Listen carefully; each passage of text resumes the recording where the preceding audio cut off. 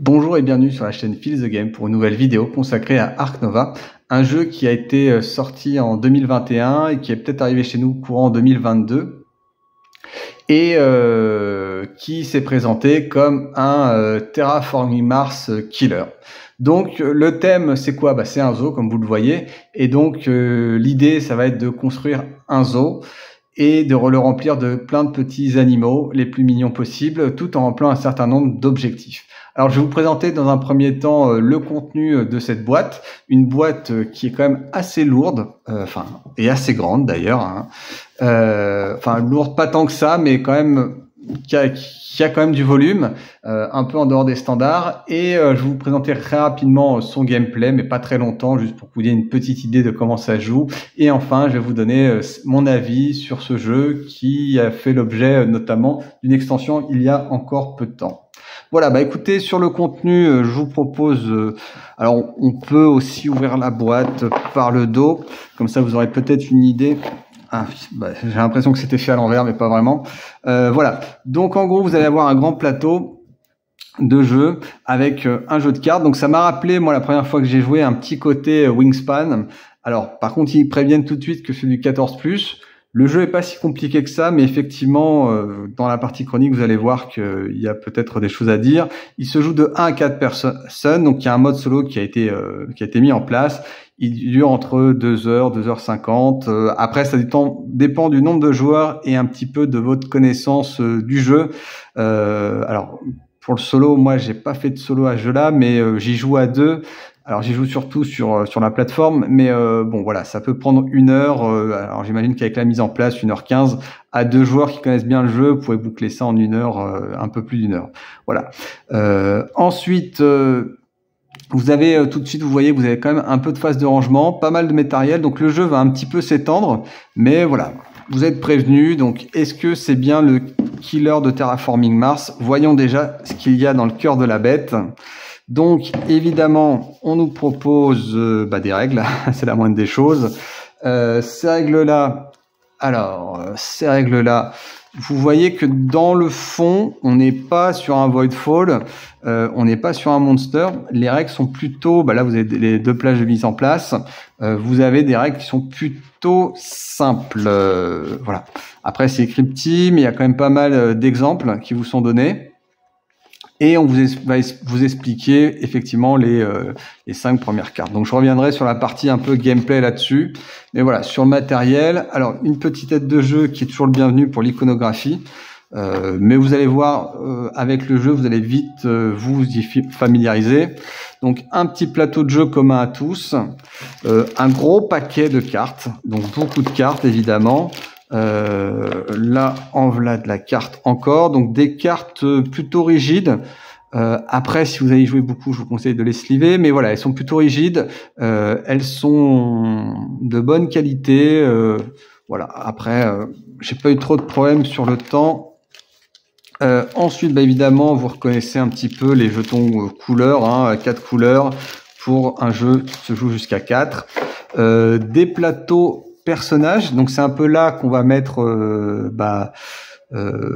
ça ressemble un peu justement pour le coup à Terraforming Mars, mais c'est là où on va mettre ces petits os et ces petits animaux au fur et à mesure du jeu.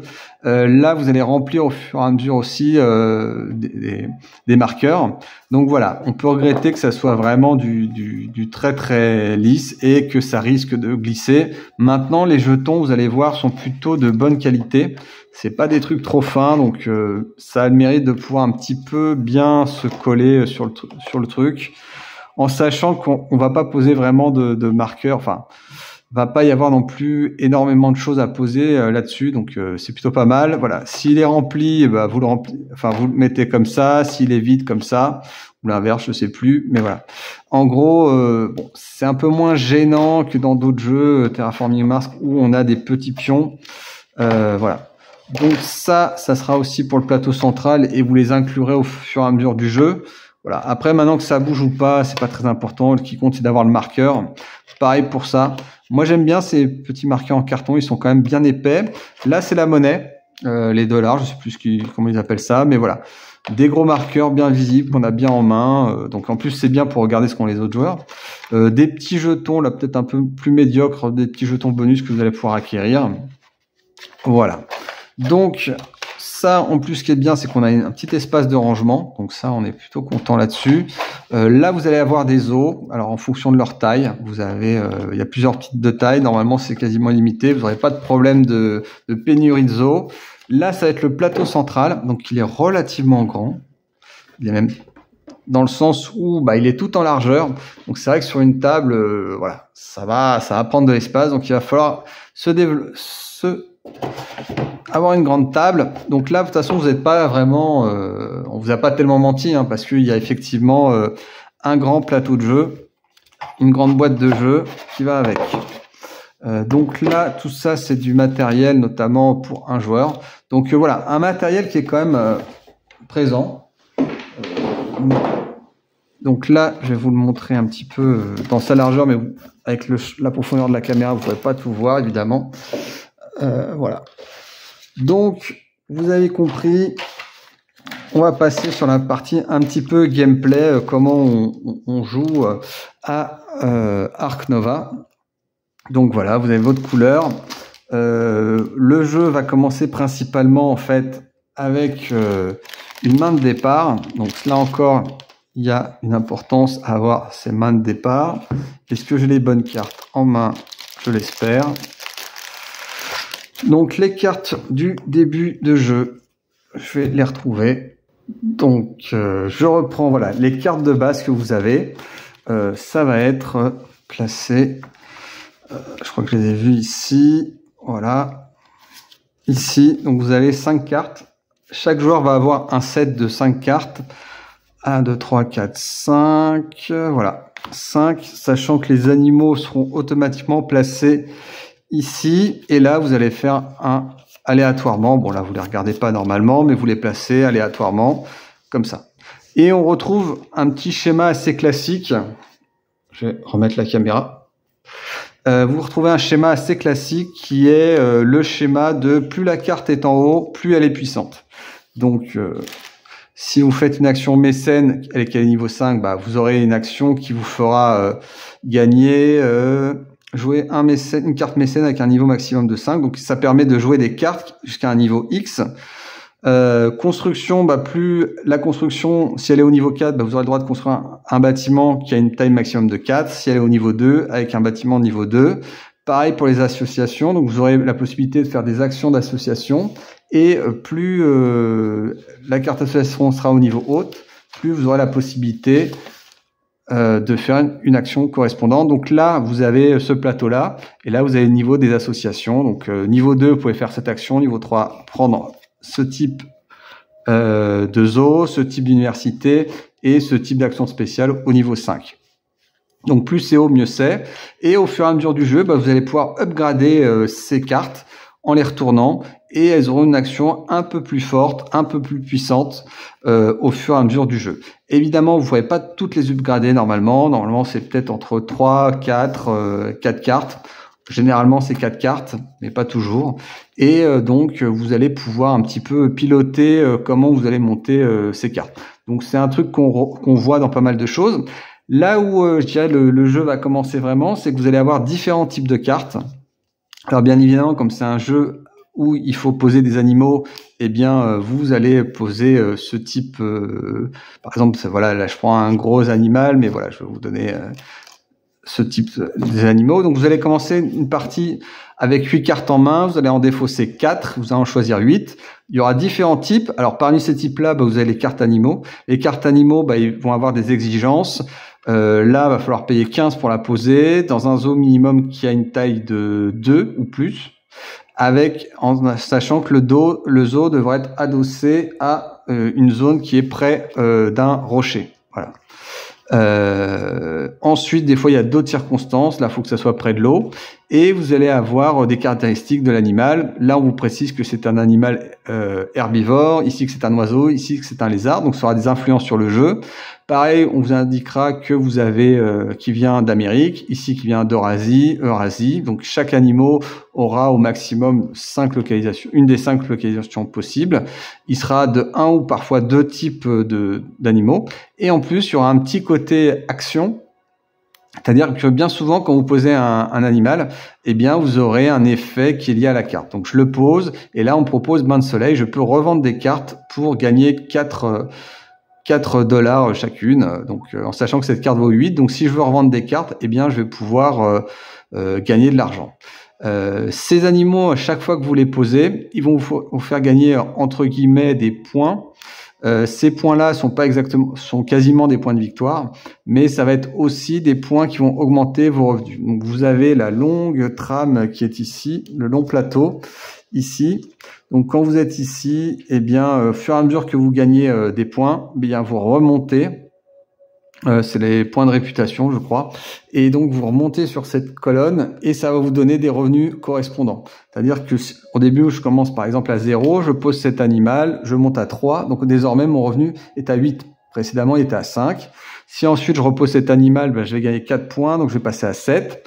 Et petit truc amusant, vous avez aussi un autre type. Il n'y a pas que des points de réputation. Il y a les points de renommée. Alors oui, j'ai un peu fourché, donc c'est les points d'attrait, voilà, et des points de conservation.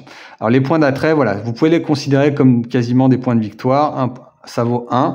Là, les points de conservation, vous pouvez considérer qu'ils valent à peu près 3 points de victoire. Donc les points verts sont un petit peu plus précieux.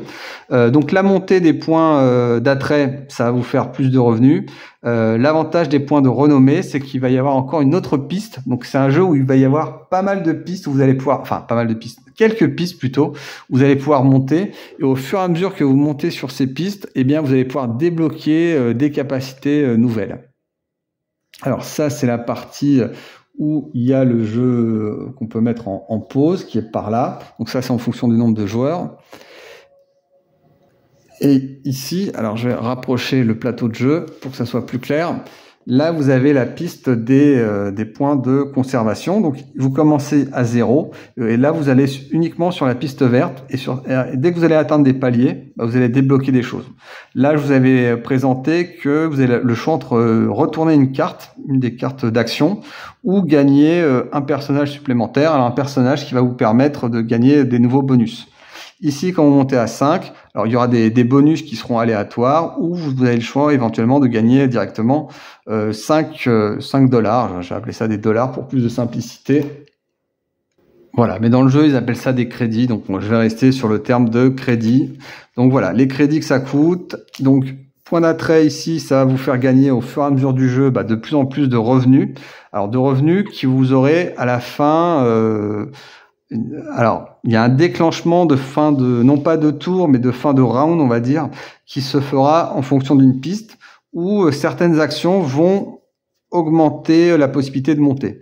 Alors, ça fait partie de vos cartes d'action que vous avez là.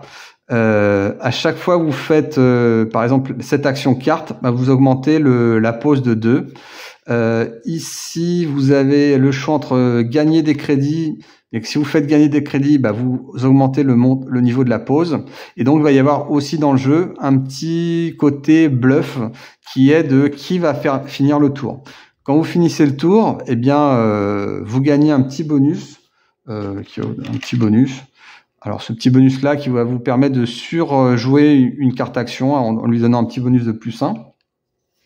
Et il y a des petits coups à faire, voilà, par rapport à des fins de jeu.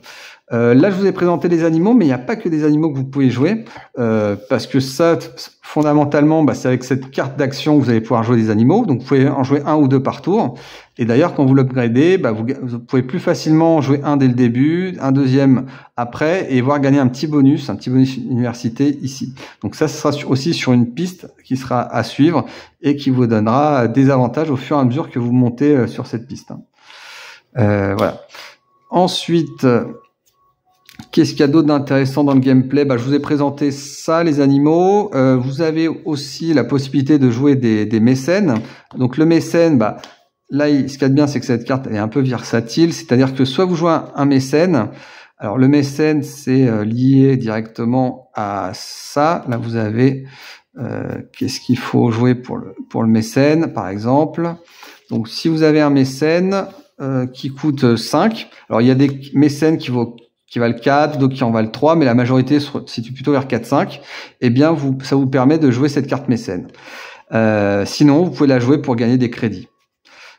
Souvent, quand vous jouez ces cartes mécènes, c'est des cartes qui vont avoir des effets un peu comboïdes. Par exemple, celle-là, alors je sais pas si c'est la plus simple à lire quand on connaît pas l'iconographie, mais voilà, vous aurez la possibilité à chaque fois que vous jouez une carte Australie de gagner des points d'attrait. Je crois que c'est au nombre de 2. Voilà, à chaque fois, là c'est expliqué, mais l'icône en fait reprend ça. Vous gagnez 2 points d'attrait à chaque fois. Voilà. Donc, vous pouvez placer une carte de votre main sous cette carte pour gagner 2 points d'attrait. Donc, ça sera des bonus. Quand vous la jouez, en plus, vous avez ce bonus-là. Donc, des points d'attrait. Ici, sur celle-là, sous réserve d'avoir 4 laboratoires, eh bien, vous allez toucher à chaque fin de ronde, on va dire, chaque fin de séquence, 1 point de conservation. Voilà. Donc pas mal d'effets combos sur les cartes, donc il y a une petite partie à avoir dans les pattes pour commencer à s'approprier l'iconographie, le tempo du jeu, puisque c'est un jeu qui a quand même un tempo, puisque finalement vous avez ces 5 cartes là, et la question que vous allez vous poser, c'est dans quel ordre je les joue, à quel moment je les joue et comment je les joue. Donc de manière assez intuitive, vous allez essayer de jouer vos animaux, parce que c'est ce qui va vous rapporter des crédits supplémentaires. Jouer ces animaux, ça vous permet aussi de gagner des petits bonus là. Selon votre expérience de jeu, vous serez de plus en plus en capacité de le faire. Construire des eaux pour justement pouvoir poser des animaux. Jouer cette carte association parce que finalement, jouer cette carte association, ça va vous permettre de gagner des petits bonus. Les petits bonus là, par exemple ici, ça vous permet d'avancer sur une piste qui, à partir d'un certain moment, va vous faire gagner des bonus. Voilà. Ici, ça vous réduira le coût de 3 pour poser tous les animaux qui sont dans ce type d'espace. Donc là, par exemple, si vous gagnez l'université africaine, alors vous avez ça, voilà, ce petit marqueur, vous aurez un coût de crédit réduit de 3. Ici, c'est des universités, ça vous permettra d'avoir des laboratoires. Vous avez vu que avoir des laboratoires, ça permet de poser un certain nombre de cartes. Ici, vous avez la piste d'université. Donc il y a plein de pistes, voilà. Donc ces cartes-là, selon la puissance, vont être plus ou moins intéressantes. Je vous explique quoi d'autre. Il y a aussi des cartes qui vont rajouter un peu de la complexité. Vous avez par exemple ces cartes-là. Si vous arrivez à accumuler un certain nombre de prédateurs, quand vous allez pouvoir la jouer sous réserve de jouer l'association au niveau 5, eh bien vous allez scorer ces points de conservation, en sachant que 5 points de conservation, c'est énorme, c'est quasiment 15 points de victoire. Quand vous atteignez en gros 100 points de victoire, je vous dis ça pour simplifier les règles, mais la fin de partie se déclenche et on regarde qui a le plus de points de victoire. Chaque autre joueur qui n'a pas encore joué joue son tour et on regarde le vainqueur. Voilà, donc 5 points de conservation, c'est beaucoup. Donc vous allez avoir des points de conservation et aussi un petit truc relativement intéressant, mais qui est plus compliqué à manœuvrer pour les débutants, c'est notamment les cartes des comptes de fin. Donc vous allez en piocher 2 et en choisir une, et ça va peut-être orienter plus ou moins votre jeu. Par exemple là, si vous tirez les deux là, soit je fais un zoo avec des petits ou des grands animaux, et selon le nombre de grands animaux ou de petits animaux que vous aurez, vous aurez un bonus dans les points de conservation et donc des bonus de points de victoire. Voilà tous ces petits trucs-là. Donc vous avez surtout un jeu. Alors une chose importante à avoir en tête, c'est que vous allez aussi avoir une piste de cartes. Ici, voilà, vous mettez les cartes, elles sont réparties là, et ici vous avez une pioche. Donc au fur et à mesure du jeu, soit vous achetez des cartes, dans ce cas-là la piste va avancer pour se remplir, soit elles vont se vider de 2 cartes à chaque fin, dès qu'il y a une pause qui est enclenchée, chaque fin de round, dès qu'il y a une pause qui est enclenchée, on retire les 2 premières. Alors ces cartes-là qui sont sur le marché, vous aurez un accès plus ou moins facile en fonction de votre choix de développement, en fonction de l'amélioration de certaines de vos cartes. Par exemple ici, au début, vous pouvez jouer que les cartes animales de votre main. ici, bah, vous allez pouvoir les faire à partir de votre portée de réputation. Portée de réputation, c'est une piste qui est située par ici. Donc voilà, sur fond bleu, c'est pas toujours évident au début sur la partie, voilà, et qui devient rouge à la fin. Donc plus vous allez monter sur cette piste-là, plus vous aurez éventuellement accès, sous réserve d'avoir développé la carte animaux, à ces cartes-là, avec un petit surcoût. Voilà. Donc c'est un jeu qui a beaucoup d'effets, de synergie, etc. Donc je vous ai expliqué le gameplay. Donc des cartes d'action plus ou moins puissantes. Chaque fois que vous en jouez une, bah, elle revient en arrière. Et donc ça fait avancer les autres. Donc voilà comment se déroule un peu le cycle. Maintenant, bah, je vais vous exposer un petit peu mon avis sur le jeu. Alors, mon avis sur le jeu, alors déjà, je vais vous préciser que j'ai joué avec le jeu physique que 2 fois, dont une fois avec un joueur qui a fini par gagner, je crois, le championnat de l'Île-de-France, Julien, que je salue d'ailleurs s'il regarde la vidéo, ce qui est bien probable. Donc j'ai joué que 2 fois à Ark Nova, et la première fois que j'y ai joué, j'ai pas forcément une très bonne impression du jeu, parce que le jeu est pas forcément... Alors, vous arrivez à jouer la première fois, vous faites des petits trucs, c'est un petit peu laborieux, vous essayez de comprendre, etc. Vous posez une tuile de zoo, vous posez un de vos animaux, voilà. Et puis finalement, bah, les joueurs qui connaissent un peu mieux le jeu, notamment, bah, ils ont fini, et puis vous vous retrouvez avec des grands écarts de points qui sont pas très motivants. La deuxième partie va déjà être plus intéressante, surtout s'il n'y a pas un trop gros écart de niveau, puisque vous allez un peu mieux comprendre le tempo du jeu. Vous allez un peu mieux gérer au fur et à mesure comment jouer vos cartes actions, sous quel rythme les jouer, quelles cartes animaux privilégier. Vous voyez qu'il y a pas mal d'effets en fait sur les cartes animaux. Quelle construction optimiser, quelle carte mécène privilégier, quel but vous avez par rapport à votre décompte de fin de partie, même si c'est un peu plus anecdotique, dans le sens où il y a un petit problème d'équilibrage sur ces cartes de fin de partie, mais bon, voilà, c'est un des rares défauts du jeu. Mais voilà, la première partie est peut-être un petit peu, vous êtes un peu perdu, puis la deuxième, vous commencez à vraiment entrer dans le jeu. Donc moi, j'ai fait cette deuxième partie en live, et cette deuxième partie en live m'a donné envie d'y jouer, notamment sur BGA, parce que finalement, c'était le plus accessible. Et effectivement, bah, ce qu'il y a de formidable avec ce jeu-là, c'est qu'à chaque partie que vous allez faire, eh bien, vous allez apprendre des petites choses. C'est-à-dire qu'au début, c'est vraiment le brouillard. Et puis à chaque partie, vous allez comprendre un mécanisme du jeu qui vous a échappé. Et ça va être pareil à la 3e, à la 4e, à la 5e. Et bah, c'est assez satisfaisant parce que justement, vous sentez progresser, vous sentez cette évolution, vous sentez la courbe d'apprentissage. Et c'est pas forcément très dur. C'est juste des petites choses au fur et à mesure du jeu que vous allez comprendre, débloquer. Alors l'avantage de pouvoir... Et donc c'est un jeu qui a un côté très addictif par sa capacité à vous faire comprendre des choses au fur et à mesure du jeu. En plus, bah, comme c'est un jeu de cartes, c'est intrinsèquement un jeu de combo. Ça va être un jeu de combo entre les cartes, un jeu de combo entre les pistes différentes que vous avez. Donc, par exemple, la piste de réputation. Est-ce que vous allez la privilégier?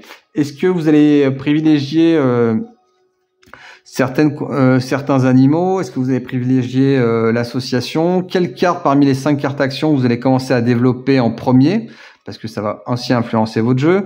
Quels animaux vous allez privilégier pour pouvoir avancer ou pas sur les pistes.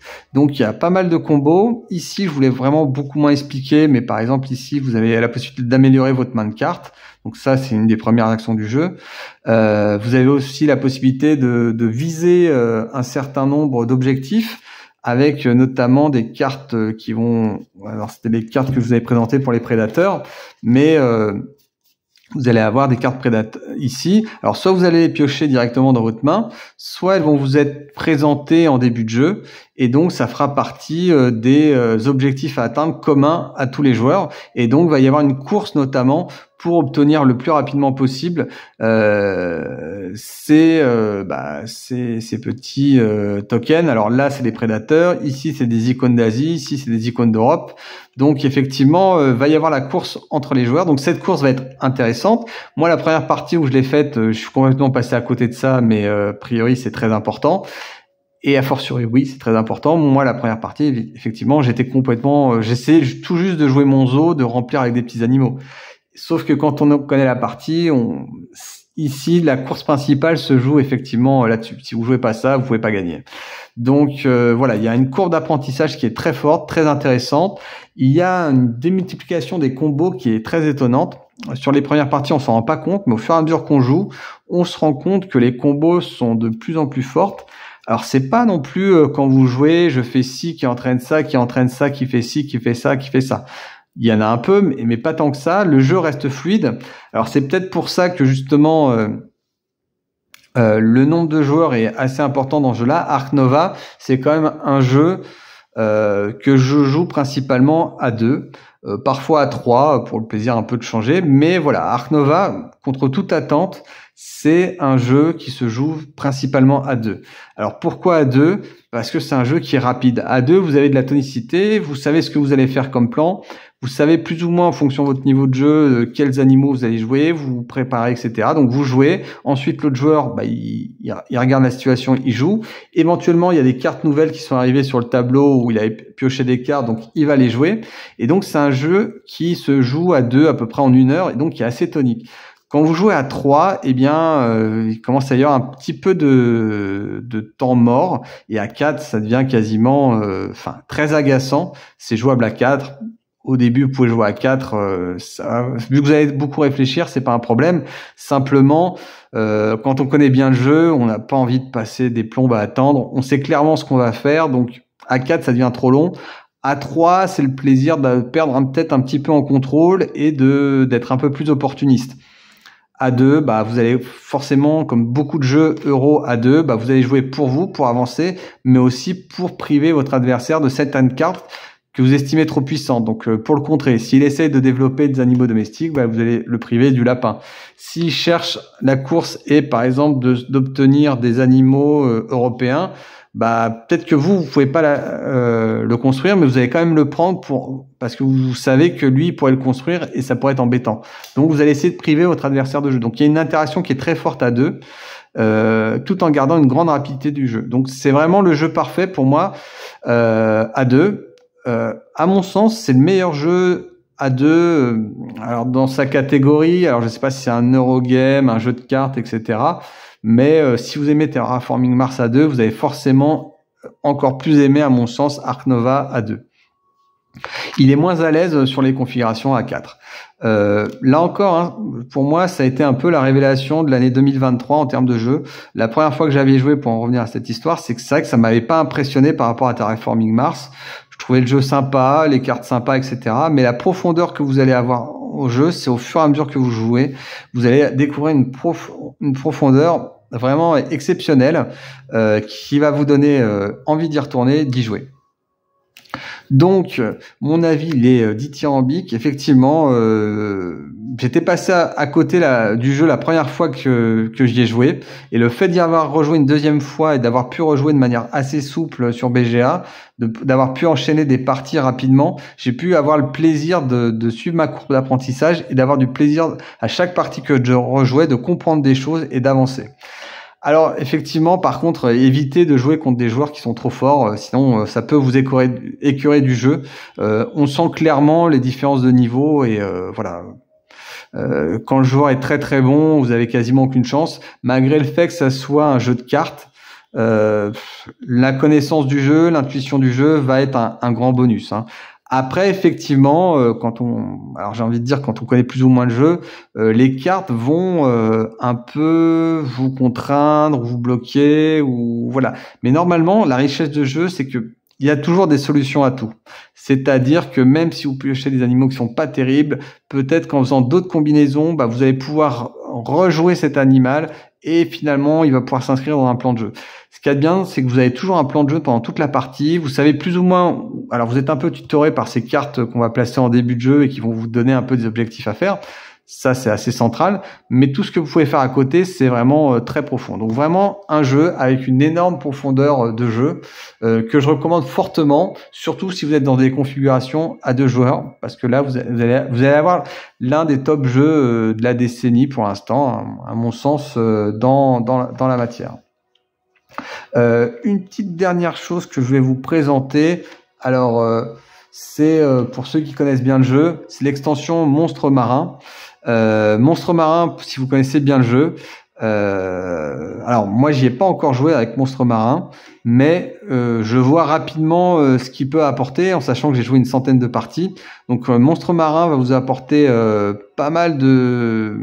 Il va améliorer les équilibrages de certains jeux. Il y avait certaines cartes qui étaient peut-être mal équilibrées, trop puissantes. Il n'y en avait pas tant que ça, hein. L'ensemble du jeu est plutôt satisfaisant, mais si comme moi vous avez fait beaucoup de parties à ce jeu-là, il y avait quand même des petites problématiques sur comment on joue les mécénats, etc. Et donc là, vous allez avoir la possibilité donc d'améliorer vos cartes actions. Va y avoir des nouvelles cartes actions qui vont arriver, qui seront à drafter, etc. Et qui vont permettre peut-être de changer un peu cette manière de jouer qui était un peu scriptée.